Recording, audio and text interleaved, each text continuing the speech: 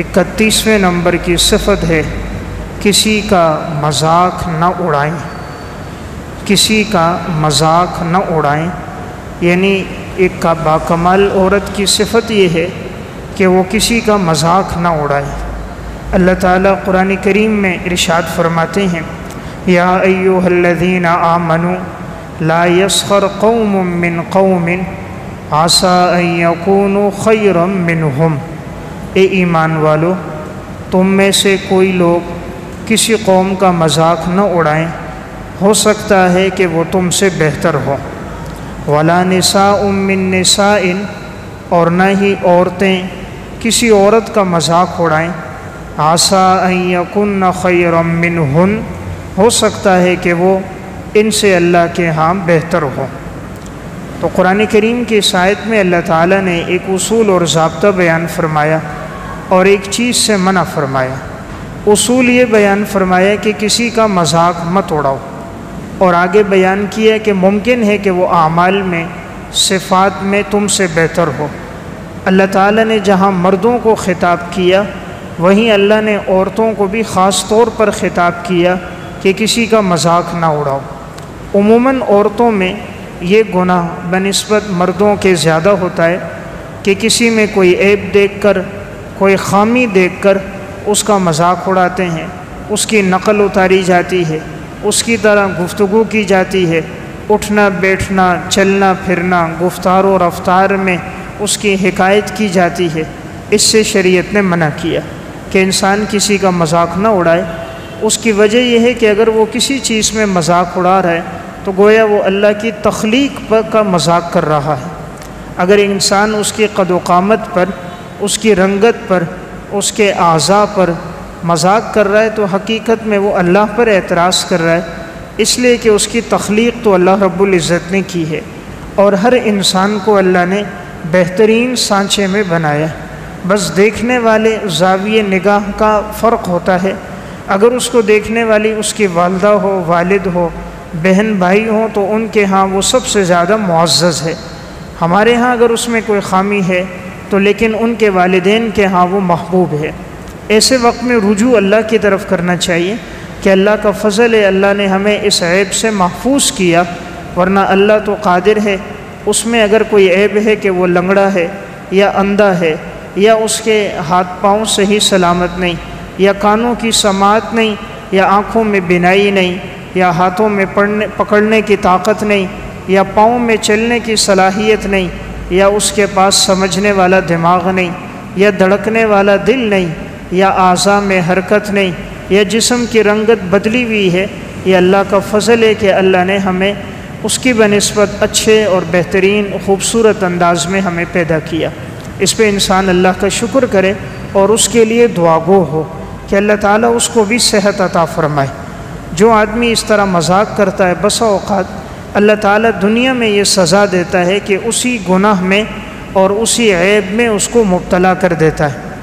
مکافات عمل میں ایک واقعہ ہے کہ ایک شخص نے، ایک بیوہ عورت تھی، اس کے پاس ایک بچی تھی، تو یہ اس بیوہ عورت کا خرچہ وغیرہ برداشت کرتا تھا، اس کا کھانا پینا رہن سہن وغیرہ اسی کے پاس تھا، تو اس نے الگ سے اس کا انتظام کیا ہوا تھا۔ لیکن وہ جو بچی تھی وہ ذرا لنگڑا کے چلتی تھی، لنگڑی تھی، تو یہ جب بھی اس بچی کو دیکھتا تو بولتا تھا لنگڑی ادھر آ، لنگڑی یہ کام کر، تو مذاق کرتا تھا۔ اللہ کا کرنا جب اس کی اپنی بچی پیدا ہوئی اس شخص کی تو وہ اسی طرح لنگڑی تھی، اسی طرح چلتی تھی جس طرح وہ بچی چلتی تھی، تو گویا اس بچی کا مذاق اڑایا تو اللہ رب العزت نے اسی کے اندر اس کی اپنی اولاد کو مبتلا کر دیا۔ اس لیے ایک باکمال مرد اور عورت کی صفت یہ ہے کہ اس کی زندگی میں یہ عیب نہ ہو کہ وہ کسی کا مذاق اڑائے۔ نمبر 32، ایک دوسرے کو طعنہ نہ دو، ایک دوسرے کو طعنہ نہ دو۔ باکمال عورت کی ایک صفت یہ ہے کہ وہ کسی کو طعنہ نہیں دے گی۔ قرآن کریم میں اللہ رب العزت نے ارشاد فرمایا وَلَا تَلْمِزُوا أَنفُسَكُمْ، اور تم کسی کو طعنہ مت دو۔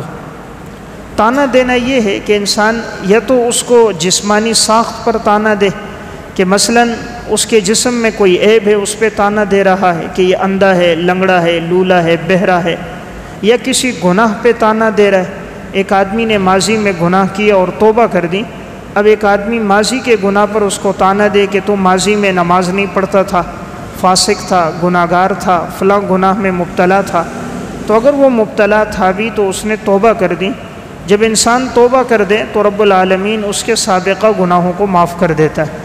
جب انسان کسی کو طعنہ دیتا ہے باوجود یہ کہ اس نے گناہ سے توبہ کر دی، ماضی کی زندگی سے پیچھے آ گیا، پھر بھی کوئی طعنہ دے تو بسا اوقات اللہ تعالیٰ اسی گناہ میں، اسی چیز میں اس کو بھی مبتلا کر دیتا ہے۔ امام ابن سیرین رحمۃ اللہ علیہ بہت بڑے عالم گزرے ہیں، تاریخ بغداد میں واقعہ ہے، فرماتے تھے کہ میں نے ایک شخص کو غربت کا طعنہ دیا تھا کہ یہ غریب ہے، تنگ دست ہے اور اس پر قرضہ ہے، تو کہا اللہ رب العزت نے بھی مجھے اسی میں مبتلا کر دیا کہ تنگ دستی میں بھی آ گیا، میرے اوپر بھی قرضہ ہو گیا۔ انہوں نے 40,000 درہم لے کر تیل خریدا تھا، تیل میں کہیں سے آ کر چوہا آ کر گرا اور مر گیا، اب اس وجہ سے وہ تیل نجس ہو گیا۔ اگرچہ یہ چاہتے تھوڑا سا گرا دیتے، باقی فروخت کر دیتے، لیکن ان کی زندگی میں زہد و تقویٰ تھا، انہوں نے مناسب نہیں سمجھا کہ میں باقی تیل فروخت کروں، تو انہوں نے سب ضائع کر دیا۔ اس طرح 40,000 دراہم کا ان پر قرضہ بھی ہو گیا۔ تو فرماتے تھے میں نے طعنہ دیا تھا دوسرے کو فقر کا، تو اللہ نے مجھے اسی فقر میں مبتلا کر دیا۔ تو بہرحال ایک خوبی عورت کی یہ ہے کہ وہ کسی کو طعنہ نہ دے، تو اگر کوئی خطا یا کوئی گناہ ہوا ہو اور اس پر دوسری عورت توبہ کر دے تو ماضی کی ان خطاؤں کو یاد نہ کیا جائے۔ نمبر 33، ایک دوسرے کو برے القاب سے نہ پکارو، ایک دوسرے کو برے القاب سے نہ پکارو۔ اللہ تعالیٰ قرآن کریم میں ارشاد فرماتے ہیں وَلَا تَنَابَزُوا بِالْأَلْقَابِ، تم ایک دوسرے کو برے القاب سے مت پکارو۔ برے القاب سے پکارنا اس کا مطلب یہ ہے کہ کسی کا نام رکھ دینا، عیب لگانا، چڑ رکھ دینا۔ جیسے بعض عورتوں میں عادت ہوتی ہے کہ کسی عورت کی کوئی چڑ رکھ دی، کسی بچے کی رکھ دی، کسی مرد کی کوئی رکھ دی، یا بعض بچوں میں خامی ہوتی ہے، بعض بزرگوں میں کوئی عیب رکھ دیتے ہیں جس کی وجہ سے وہ پیچھے سے وہ طعنے کستے ہیں، وہ جملے کہتے ہیں، جس کی وجہ سے اس بزرگ کو، اس نیک صالح انسان کو تکلیف پہنچتی ہے۔ تو شریعت اس سے منع کر رہی ہے کسی کو برا لقب نہ دیا جائے، یعنی کسی کے بارے میں اسے عیوب پہ اندھا، لنگڑا، لولا کہہ کر پکارنا، یا اس کے جسمانی ساخت اور عیوب کو تلاش کرنا اور بڑے مجمع میں اس کی تشہیر کرنا، لوگوں کے سامنے کہنا، اسلام اس کی اجازت نہیں دیتا۔ اسلام کو حکم ہے کہ دوسروں پہ پردہ ڈالا جائے، کوئی خامی نظر بھی آئے تو انسان اس پہ پردہ ڈالے۔ ایک بزرگ گزرے حضرت حاتم اصم رحمۃ اللہ علیہ، بڑے اللہ والے نیک انسان تھے۔ اصم کا معنی بہرا ہونا، یہ حقیقت میں بہرے نہیں تھے، بلکہ ایک دفعہ ایک عورت ان سے مسئلہ پوچھنے کے لیے آئی، پردے کے پیچھے سے مسئلہ پوچھ رہی تھی، انسان ہے، لیکن اب اچانک ایسا ہوا کہ اس دوران ان کی خروج ری ہو گئی، ہوا خارج ہو گئی۔ اب عورت کو اس سے بڑی تکلیف ہوئی کہ مرد کو اگر یہ آواز پہنچی تو یہ تو میرے لیے بڑی باعث شرم بات ہے۔ تو اب انہوں نے اپنے آپ کو بہرا بنا دیا۔ عورت مسئلہ پوچھتی تو یہ کہتے بلند آواز سے کہو مجھے آواز نہیں آ رہی، پھر وہ کہتی زور سے کہو مجھے آواز نہیں آ رہی۔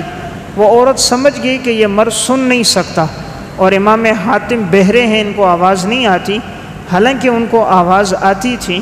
انہوں نے عورت پہ پردہ ڈالنے کے لیے اپنے آپ کو بہرا بنا دیا۔ اس دن کے بعد سے ان کا لقب پڑ گیا حاتم اصم، وہ امام حاتم کے جو بہرے ہیں۔ تو حالانکہ حقیقت میں بہرے نہیں تھے، ایک عورت کے ایک عیب پر پردہ ڈالنے کے لیے ساری زندگی کے لیے اپنے آپ کو بہرا بنا دیا۔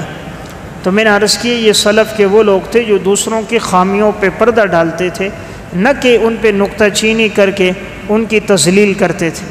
ایک واقعہ علامہ ابن جوزی رحمہ اللہ نے المنتظم فی تاریخ الامم والملوک میں لکھا۔ امام احمد بن مہدی رحمۃ اللہ علیہ بڑے اللہ والے بزرگ اور محدث ہیں۔ ایک دفعہ ایک عورت رات کے وقت ان کے پاس آئی اور ان سے کہا کہ تم میرے اوپر پردہ ڈال دو۔ انہوں نے پوچھا کیا ہوا؟ اس عورت نے روتے ہوئے اپنا واقعہ سنایا، کہا اس طرح میرے ساتھ زبردستی طور پر زنا کیا گیا اور اس سے میں حاملہ ہو گئی ہوں، بچے کی ولادت کا وقت قریب ہے، مجھ سے کوئی پوچھتا ہے تو میں کہتی ہوں یہ احمد بن مہدی کا لڑکا ہے، اور میرا اس سے نکاح ہوا ہے، تو تم سے بھی اگر کوئی پوچھے تم یہی کہو تاکہ یہ بچہ زنا سے نہ ہو اور میری عزت پر حرف نہ آئے اور میرے اوپر کوئی نکتہ چینی نہ کرے، میرے ساتھ یہ حرکت جبرن کی گئی ہے۔ وہ عورت زارو قطار رو رہی تھی۔ احمد بن مہدی سمجھ گئے کہ یہ عورت نیک صالحہ ہے، لیکن بعض بدبختوں نے اس کے ساتھ جبرن یہ فعل کیا ہے۔ انہوں نے کہا ٹھیک ہے، وہ عورت چلی گئی۔ اب یہ امام مسجد کے حوالے سے ہر مہینے اس کے ہاں خرچہ بھیج دیتے تھے، اور انہوں نے تاثر یہ دیا کہ میری ناچاکی ہو گئی ہے، میں ان کے ساتھ نہیں رہتا ہوں، ہر مہینے خرچہ بھجوا دیتے۔ وہ خرچہ ان کو پہنچتا رہتا۔ بچے کی ولادت ہوئی، لوگ ان کو مبارکباد دینے آئے تو انہوں نے اپنی حالت ایسی رکھی جیسے کسی کا بچہ پیدا ہوتا ہے، تو کوئی خوشی دے تو یہ کہتے خیر مبارک، خوش ہوتے۔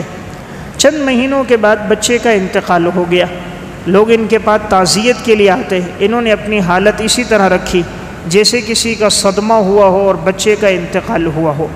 اب یہ اس دوران مسلسل خرچہ بھیجتے رہے۔ جب بچے کا انتقال ہو گیا، تدفین ہو گئی، چند دنوں کے بعد وہ عورت وہ ساری رقم لے کر آئی جو اس دوران یہ خرچے کے لیے بھجواتے تھے، وہ سب رقم ایک وقت لے کر آئی باپردہ، اور اس کے گھر میں آ کے وہ رقم سب اس کو دے دی اور اس کے لیے دعا کرنے لگی۔ کہا مجھے تمہاری اس رقم کی ضرورت نہیں تھی، تم نے میرے اوپر پردہ ڈالا، معاشرے میں یہ اچھی شہرت ہوئی کہ یہ بچہ احمد بن مہدی کا تھا، تم نے میرے پہ پردہ ڈالا، اللہ قیامت کے دن تمہارے گناہوں پہ پردہ ڈال دے۔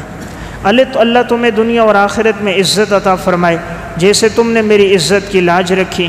تو وہ عورت امام احمد بن مہدی کو بڑی دعائیں دینے لگی، فرماتے تھے اللہ نے اس کی بدولت مجھے بڑی عزتیں عطا فرمائی۔ اب دیکھیں صرف ایک عورت پہ پردہ ڈالنے کے لیے انہوں نے ایسا کیا کہ خرچہ بھی بھجواتے رہے، کہیں ایسا نہ ہو اس کی عزت پہ کوئی حرف نہ آئے، کل کو بچے کو کوئی یہ نہ کہے کہ یہ زنا سے پیدا ہوا ہے۔ تو سلف میں ایسے لوگ تھے تو دوسروں کے عیوب پہ پردہ ڈالتے تھے، ہم تو دوربین لگا کر دوسروں کے عیوب تلاش کر کے ذرے کو پہاڑ بنا کر پیش کرتے ہیں۔ مقصد ہوتا ہے کہ کوئی ایسی خامی نظر آ جائے جس سے دوسرے کی تذلیل ہو جائے، تحقیر ہو جائے، حالانکہ نہیں جانتے کہ اگر آج ہم کسی کی پردہ دری کر رہے ہیں تو اللہ قادر ہے کہیں ایسے حالات پیدا نہ ہو جائیں کہ یہی عیب اور یہی خامی میرے گھر میں، میری بیٹیوں میں، میری بہنوں میں، میری گھر والیوں میں یہ گناہ سامنے نہ آ جائے۔ اس لیے بہرحال ایک اللہ نے عورت کی خوبی یہ بیان کی ہے کہ وہ نہ کسی کو طعنہ دیتی ہے اور نہ کسی کو برے القاب کے ساتھ یاد کرتی ہے۔ نمبر 34، کسی کے خلاف بدگمانی نہ کرو۔ ایک باکمال عورت کی صفت ہے کہ کسی کے خلاف بدگمانی نہ ہو۔ قرآن کریم میں اللہ رب العزت ارشاد فرماتے ہیں یا ایھا الذین آمنوا اجتنبوا کثیرا من الظن، اے ایمان والو تم اپنے آپ کو بدگمانی سے بچاؤ، ان بعض الظن اسم، یقیناً بعض گمان جو ہیں وہ تو گناہ ہے۔ اے ایمان والو تم کثرت کے ساتھ گمان کرنے سے اپنے آپ کو بچاؤ، اس لیے کہ بعض گمان ایسے ہیں کہ جو گناہ کے زمرے میں آتے ہیں۔ تو قرآن کریم میں اللہ رب العزت نے منع کیا کہ انسان کسی پر بدگمانی نہ کرے۔ بدگمانی کا مطلب یہ ہوتا ہے اگر ایک مرد کسی عورت کے ساتھ جا رہا ہے یا کوئی عورت کسی مرد کے ساتھ ہے، اب کوئی اس پر بدگمانی کرے کہ یہ عورت کے ساتھ جو مرد ہے یہ کوئی غیر محرم ہے، اس کا اس غیر محرم کے ساتھ تعلق ہے، حالانکہ ممکن ہے کہ وہ اس کا بھائی ہو، اس کا والد ہو، اس کا بیٹا ہو، اس کا بھتیجا ہو، اس کا بھانجا ہو، کوئی رضائی بیٹا رضائی بھائی ہو، تو محرم ہونے کا کوئی رشتہ کوئی نہ کوئی موجود ہوگا، تو بلا وجہ اس طرح بدگمانی کرنا یہ جائز نہیں۔ عورتوں میں بھی چونکہ یہ مرض ہوتا ہے، اگر کوئی عورت کسی کے ہاں گئی، اب وہ اس پر یہ بدگمانی کرنا یہ فلاں کے ہاں گئی تھی، اس کا فلاں کے ساتھ تعلق ہے، فلاں کے بیٹوں کے ساتھ تعلق ہے، فلاں چچا زاد کے ساتھ، فلاں خالہ زاد کے ساتھ، فلاں کزن کے ساتھ، تو شریعت اس سے منع کرتی ہے کہ انسان ہر ایک کے بارے میں اچھا گمان رکھے۔ تو دونوں طرف ہمیں حکم ہے، نہ تو خود کسی پر بدگمانی کریں اور نہ دوسرے کو بدگمانی کا موقع دیں، نہ دوسرے پر بدگمانی کریں نہ بدگمانی کا موقع دیں۔ اس طرح انسان حالات نہ رکھے، ایسے حالات پیدا نہ کرے کہ کوئی اس پر بدگمانی کرے۔ آپ صلی اللہ علیہ وسلم نے اس بارے میں بھی ہمیں ہدایت دی۔ صحیح بخاری کی روایت ہے، نبی اکرم صلی اللہ علیہ وسلم اعتکاف کی حالت میں آپ صلی اللہ علیہ وسلم کی گھر والی آپ سے ملنے کے لیے آئیں، تو آپ مسجد کے کونے پر آ کر آپ نے ضروری بات چیت ان سے کر دی۔ تو جیسے وہ جانے لگیں، رات کا وقت تھا، اندھیرا تھا، اتنے میں 2 صحابہ کرام گزرے، تو آپ صلی اللہ علیہ وسلم نے ان صحابہ کرام کو بلایا اور بلا کر ان سے کہا یہ میری گھر والی ہیں، کسی ضروری مسئلے کے سلسلے میں مشورے کے لیے میرے پاس آئی تھی، تو مشورہ میں نے دے دیا، اب یہ واپس جا رہی ہیں، کوئی اجنبی عورت نہیں ہے۔ یعنی تم یہ خیال نہیں کرنا کہ کہیں پیغمبر کسی اجنبی عورت سے بات کر رہا ہے۔ صحابہ کرام نے کہا یا رسول اللہ، ہمارے دل میں کبھی یہ وہم اور خیال نہیں آ سکتا کہ آپ کے بارے میں۔ آپ نے فرمایا اگرچہ تمہارے دل میں وہم نہیں ہوگا، لیکن شیطان جو ہے یہ بدبخت ہے، تو ان الشیطان یجری من الانسان مجری الدم، شیطان انسان کے جسم میں یوں گردش کرتا ہے جیسے خون گردش کرتا ہے، تو کہیں ایسا نہ ہو شیطان تمہارے دل میں وسوسہ ڈال دے۔ تو دیکھیں آپ صلی اللہ علیہ وسلم نے فوراً بات کی وضاحت کر دی۔ اس سے ہمیں پتہ چلا کہ ہمیں نہ کسی پر بدگمانی کرنی چاہیے، نہ دوسرے کو بدگمانی کا موقع دینا چاہیے، اپنے حالات اس طرح صاف ستھرے رکھنے چاہیے، اپنے دامن کو یوں پاکیزہ رکھنا چاہیے کہ معاشرے میں کسی کو یہ موقع ہی نہ ملے۔ نمبر 35، دوسروں کے عیوب کو مت تلاش کرو، دوسروں کے عیوب کو مت تلاش کرو۔ ایک باکمال اور پسندیدہ عورت کی ایک صفت یہ ہے کہ وہ دوسروں کے عیوب کو تلاش نہیں کرتی۔ قرآن کریم میں اللہ رب العزت نے منع فرمایا وَلَا تَجَسَّسُوا، کہ تم کسی کے عیوب کو مت تلاش کرو۔ جب انسان دوسروں کے عیب تلاش کرتا ہے، پھر اس کے عیب بھی کھل کر سامنے آنا شروع ہو جاتے ہیں۔ حدیث میں آتا ہے نبی اکرم صلی اللہ علیہ وسلم نے فرمایا تم دوسروں کے عیوب مت تلاش کرو، ورنہ یقیناً تمہارے عیوب بھی تلاش کیے جائیں گے، اور جب تمہارے عیوب تلاش کیے جائیں تو اللہ تمہیں رسوا کر دے گا، اگرچہ تم گھر کے اندر موجود ہوں گے۔ یعنی انسان گھر کے اندر ہوگا لیکن کوئی نہ کوئی عیب اور خامی ایسی سامنے آ جائے گی، وہ گھر کی 4 دیواری میں رسوا ہو جائے گا۔ اس لیے شریعت کا حکم ہے دوسروں کے عیوب تلاش نہ کیے جائیں، ان پہ پردہ ڈالا جائے۔ اس لیے عورتوں کو خاص طور پہ یہ حکم ہے کہ وہ اگر کسی میں کوئی عیب دیکھیں تو چاہیے کہ اس پہ پردہ ڈالیں، تاکہ اللہ بھی ان کے عیوب پہ پردہ ڈالے۔ نمبر 36، کسی کی غیبت نہ کریں، کسی کی غیبت نہ کریں۔ قرآن کریم میں اللہ رب العزت نے ارشاد فرمایا وَلَا يَغْتَبْ بَعْضُكُمْ بَعْضًا، تم میں سے کوئی آدمی کسی کی غیبت نہ کرے۔ أَيُحِبُّ أَحَدُكُمْ أَن يَأْكُلَ لَحْمَ أَخِيهِ مَيْتًا فَكَرِهْتُمُوهُ، کیا تم یہ پسند کرتے ہو کہ تم اپنے مردہ بھائی کے گوشت کو کھاؤ تو یقیناً تم اس کو ناپسند کرتے ہو۔ تو واتقوا اللہ، اللہ سے ڈرو، ان اللہ تواب الرحیم، یقیناً اللہ توبہ قبول کرنے والا، رحم کرنے والا ہے۔ اس آیت میں اللہ رب العزت نے ارشاد فرمایا کہ تم میں سے کوئی آدمی کسی کی غیبت نہ کرے، اور فرمایا غیبت اتنا بڑا گناہ ہے جیسے کسی انسان کا مردہ بھائی ہو اور وہ اپنے بھائی کے گوشت کو کھائے۔ انسان کسی انسان کا گوشت کبھی نہیں کھاتا، اور پھر وہ انسان ہو بھی اس کا بھائی اور ہو بھی مردہ، چلو زندہ پھر بھی کبھی الجھ جاتا ہے، بھائی سے جھگڑ جاتا ہے، کبھی تکرار ہو جاتی ہے، لیکن اگر بھائی کا انتقال ہو جائے تو جتنا اختلاف بھی ہو پھر بھی انسان جنازے میں پہنچنے کی کوشش کرتا ہے، آخری سہارا دینے کی کوشش کرتا ہے، تعاون کرتا ہے۔ تو قرآن نے مثال دے کر یہ بتایا جیسے تم میں سے کوئی کسی کی غیبت کرے تو یوں گناہ ہے جس طرح کہ وہ اس کا مردے کا گوشت کھا رہا ہے۔ اس لیے خاص طور پہ عورتوں میں یہ گناہ زیادہ ہوتا ہے۔ غیبت اس کو کہتے ہیں کہ کسی کے اندر کوئی بات ہو اور آدمی اس کی عدم موجودگی میں اس کا تذکرہ کرے، کہ اگر اس کے سامنے کیا جائے تو اس کو تکلیف ہو۔ اگر کسی میں کوئی عیب ہے، کوئی خامی ہے، اگر اس کے سامنے بیان کرتے تو اس کو تکلیف ہوتی، تو اس کی عدم موجودگی میں اس کو بیان کرنا یہ غیبت ہے۔ اور اگر وہ بات اس میں موجود ہی نہیں ہے تو یہ بہتان ہے، اور بہتان تو غیبت سے بڑا گناہ ہے۔ اس لیے حضرات سلف اس گناہ سے بہت بچتے تھے۔ حضرات محدثین میں بڑی احتیاط تھی۔ امام بخاری رحمۃ اللہ علیہ فرماتے ہیں، تاریخ بغداد میں ہے، انی ارجو ان القی اللہ ولا یحاسبنی انی اغتبت احدا، مجھے امید ہے کہ اللہ کے ہاں میرے نامہ اعمال میں غیبت کا گناہ نہیں ہوگا، یعنی اللہ قیامت کے دن مجھ سے اس بارے میں محاسبہ نہیں کرے گا کہ میرے نامہ اعمال میں غیبت کا گناہ ہو۔ اتنی پاک دامنی کے ساتھ اور اتنی انہوں نے روح کی اور اپنے باطن کی حفاظت کے ساتھ اپنی زندگی گزاری ہے۔ اسی طرح بستان المحدثین میں شاہ عبدالعزیز رحمۃ اللہ علیہ نے امام مسلم رحمۃ اللہ علیہ کے بارے میں فرمایا کہ وہ فرماتے تھے کہ الحمدللہ میرے نامہ اعمال میں غیبت کا گناہ نہیں ہوگا۔ اس طرح ان محدثین نے زندگی گزاری۔ تو ایک بڑی خوبی یہ ہے کہ زندگی میں غیبت کا گناہ نہ ہو۔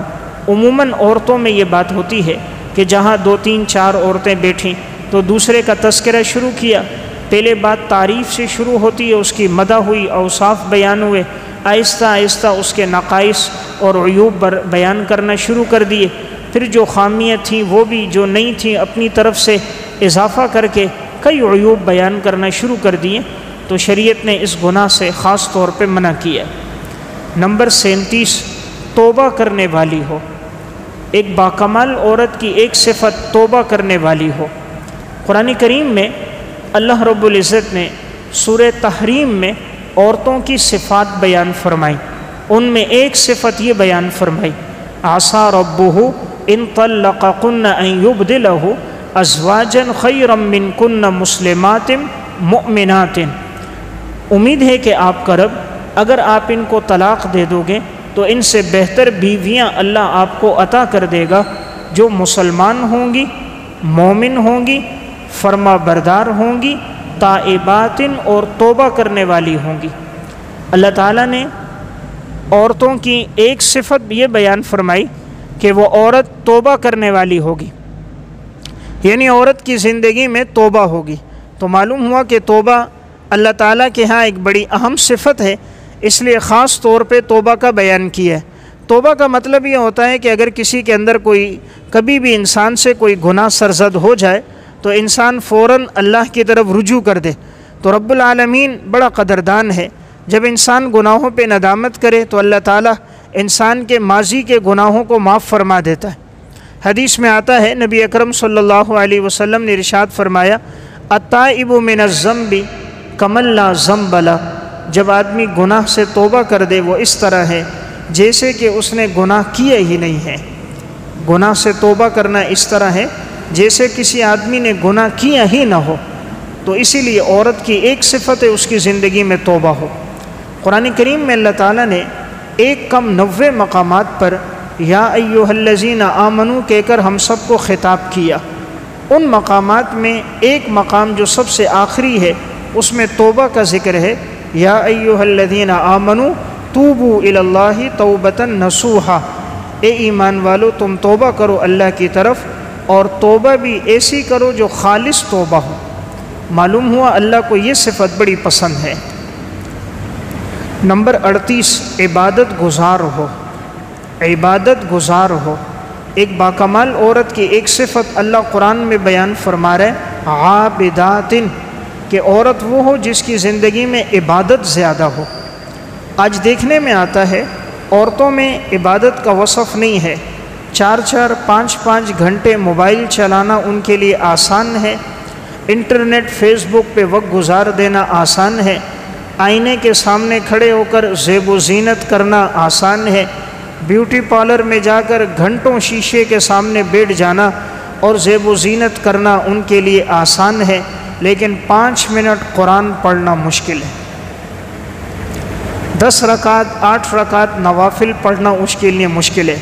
3 4 ہزار روپے کا لباس خرید لینا، 4 سے 5 ہزار کی جوتیاں خرید لینا، 8 سے 10 ہزار کا میک اپ کا سامان خرید لینا آسان ہے، کسی غریب تنگ دست کو 100 200 روپے دے دینا مشکل ہے۔ تو آج عبادت کا وصف عورتوں میں ختم ہو گیا۔ حضرات صحابیات اور نیک عورتوں میں یہ وصف تھا کہ وہ فرائض کے علاوہ نوافل کا بڑا اہتمام تھا، عبادت بہت تھی۔ آج تو ہماری گھر کی عورتوں میں فرض کا اہتمام نہیں ہے، فرض نماز کا اہتمام نہیں، سستی کی جاتی ہے، نماز کو تاخیر کر کے پڑھتے ہیں، اور اکثر کھڑے ہو کر نہیں بیٹھ کے نماز پڑھ لی، بس اوپر نیچے ہو گئے، نہ رکوع سجدہ اطمینان سے، نہ نماز میں خشوع خضوع، نہ اعتدال۔ تو یہ گناہ بہت زیادہ پایا جا رہا ہے۔ اس لیے کوشش ہو نماز میں یہ جو وصف ہے عبادت کا یہ عورت کی زندگی میں موجود ہو۔ سلف کی عورتیں فرض کے علاوہ بھی نوافل کثرت سے پڑھتی تھی۔ ایک خاتون گزری ہے حضرت معاذہ عدویہ رحمہ اللہ بڑی نیک صالحہ متقیہ خاتون تھی، روزانہ 200 رکعت نوافل پڑھا کرتی تھی۔ حضرت حفصہ بنت سیرین روزانہ 15 سپارے قرآن کریم کی تلاوت بھی کرتی تھیں، اور ہمیشہ ساری زندگی 5 دنوں کے علاوہ اس نے روزہ رکھنے میں گزار دیے، عید الفطر، عید الاضحیٰ اور ایام تشریق کے علاوہ۔ تو صفت الصفوہ میں ہے، عبادت کے لیے جگہ بنائی تھی، وہیں جاتی، ہر وقت نوافل پڑھتی، ذکر اذکار کرتی۔ تو بہرحال سلف کی عورتوں میں عبادت کا بڑا شیوا اور جذبہ تھا۔ تو نیک عورت کی ایک صفت اس کی زندگی میں عبادت گزاری ہو۔ نمبر 39، دین پر استقامت اختیار کرنے والی ہو، دین پر استقامت اختیار کرنے والی ہو۔ اللہ تعالیٰ نے قرآن کریم میں فرعون کی بیوی حضرت آسیہ کا تذکرہ فرمایا کہ فرعون نے بڑا ظلم و ستم کیا۔ یہ وہ ظالم بدبخت تھا جس نے 20,000 سے زائد بچوں کو ناحق ذبح کروایا تھا، صرف اس وجہ سے کہ وہ بچہ پیدا نہ ہو جو میری سلطنت کے لیے خطرہ نہ بن جائے۔ لیکن اللہ رب العزت نے حضرت موسیٰ علیہ السلام کو پیدا بھی فرمایا، اور اس کی نشو و نما بھی فرعون کے گھر پہ ہوئی۔ اللہ تعالیٰ نے اپنی قدرت بتائی کہ اللہ اگر کسی کو باقی رکھنا چاہے، ساری دنیا کی ساری طاقتیں مل جائیں اس کو ختم نہیں کر سکتی۔ تو موسیٰ علیہ السلام کی نشو و نما اور مراحل فرعون کے گھر پہ ہوئے۔ حضرت آسیہ جو فرعون کی بیوی تھی، حضرت موسیٰ علیہ السلام پر ایمان لے کر آ گئیں۔ یہ ظالم ایسا بدبخت تھا کہ جو ایمان لاتے مرد عورت یہ ان کے ہاتھ پاؤں میں کیلیں ٹھوک دیتا تھا۔ فرعون ہاتھ میں اور پاؤں میں کیلیں۔ قرآن کریم میں سورہ فجر میں اللہ رب العزت نے اس بات کی طرف اشارہ فرمایا ہے کہ یہ ظالم ایمان لانے والوں کے جسموں میں کیلوں کو ٹھوکتا تھا۔ وَفِرْعَوْنَ ذِي الْأَوْتَادِ الَّذِينَ طَغَوْا فِي الْبِلَادِ، یہ فرعون وہ تھا جو کیلوں والا تھا۔ تو اس سے اندازہ کرو عورت کا جسم ویسے ہی نازک، اگر جسم میں سوئی لگ جائے انسان کو کتنی تکلیف ہوتی ہے، انجیکشن لگے کتنی تکلیف ہوتی ہے، اور اگر کیل ٹھوک دی جائے ہاتھ میں پاؤں میں کتنی اذیت ہوگی۔ لیکن اللہ نے حضرت آسیہ کو صبر و استقامت کا ایک پہاڑ بنا دیا تھا، اور یہ بدبخت زخموں پہ نمک چھڑک دیتا تھا۔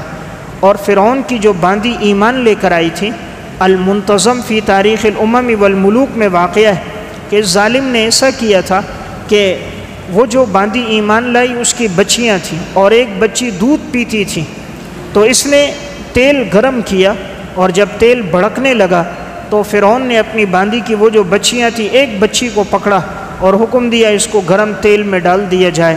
ماں کے سامنے اس بچی کو لایا گیا اور کھولتے ہوئے گرم تیل میں ڈال دیا گیا۔ لیکن کیا استقامت تھی اس ماں کی، اور بچی یوں جھلس کر تیل میں مر گئی اور یوں پک گیا جسم، جس طرح گرم تیل میں ہم مچھلی ڈالتے ہیں تو بھن جاتی ہے، لیکن اس ماں کے ایمان میں ذرا برابر کوئی فرق نہ آیا۔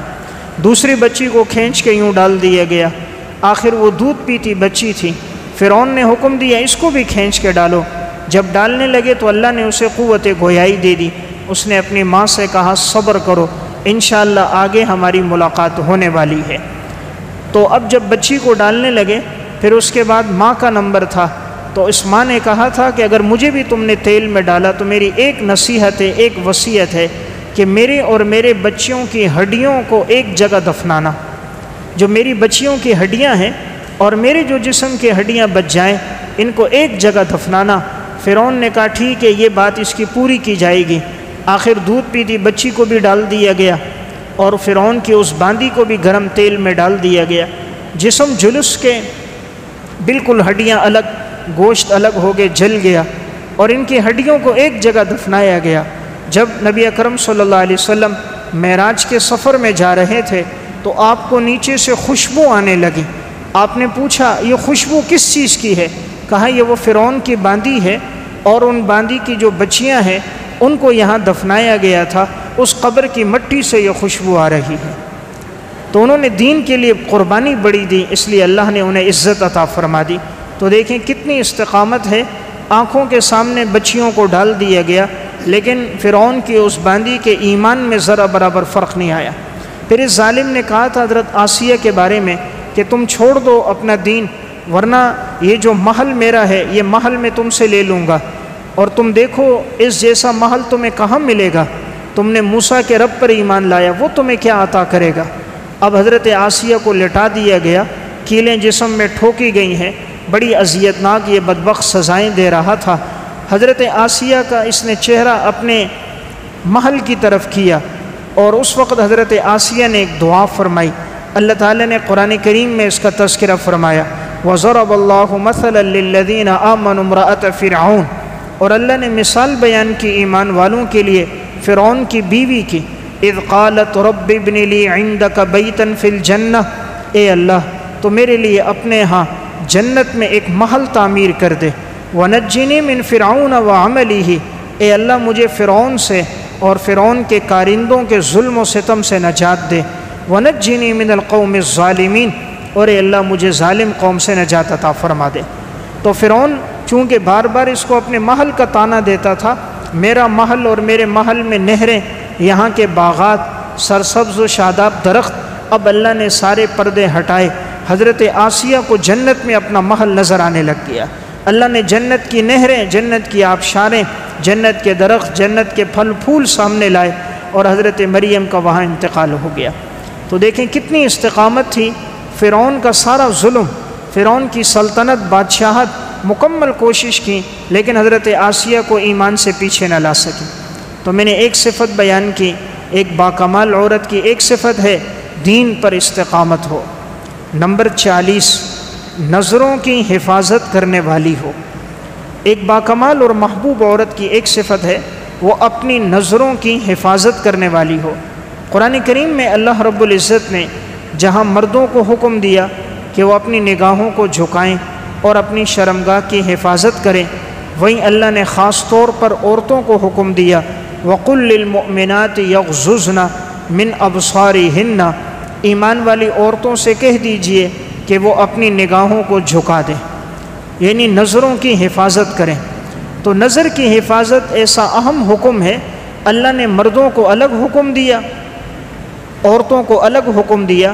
مردوں کو فرمایا قُلْ لِلْمُؤْمِنِينَ يَغُضُّوا مِنْ أَبْصَارِهِمْ، اے ایمان والے مردوں تم اپنی نگاہوں کو جھکا دو۔ دیکھیں عموماً قرآن کریم میں مردوں کو حکم ہوتا ہے، عورتیں ضمناً شامل ہوتی ہیں، الگ سے خطاب نہیں ہوتا، لیکن یہاں مردوں کو الگ حکم دیا، عورتوں کو الگ حکم دیا کہ تم اپنی نظروں کی حفاظت کرو۔ اس سے معلوم ہوا نظر کی حفاظت بڑا اہم حکم ہے۔ جن کی نظریں محفوظ ہوتی ہیں ان کا دماغ محفوظ ہوتا ہے، جن کا دماغ محفوظ ہوتا ہے نماز میں خشوع خضوع ہوتا ہے، عبادت میں لذت حاصل ہوتی ہے، حافظہ تیز ہوتا ہے، جو بات پڑھیں سنیں یاد رہتی ہے، اور اللہ تعالیٰ ان کے دل میں اپنی محبت ڈال دیتا ہے۔ اور جب آدمی بدنظری کرتا ہے، عشق مجازی میں پڑ جاتا ہے، تو عشق حقیقی سے، محبت الہی سے اللہ اس کو محروم کر دیتا ہے، اس کو حقیقی محبت ذات باری تعالیٰ کی نصیب نہیں ہوتی۔ تو بہرحال یہ اہم حکم ہے کہ اپنی نگاہوں کو جھکائیں۔ تو معلوم ہوا جیسے مرد کے لیے حکم ہے ویسے ہی عورت کو بھی حکم ہے۔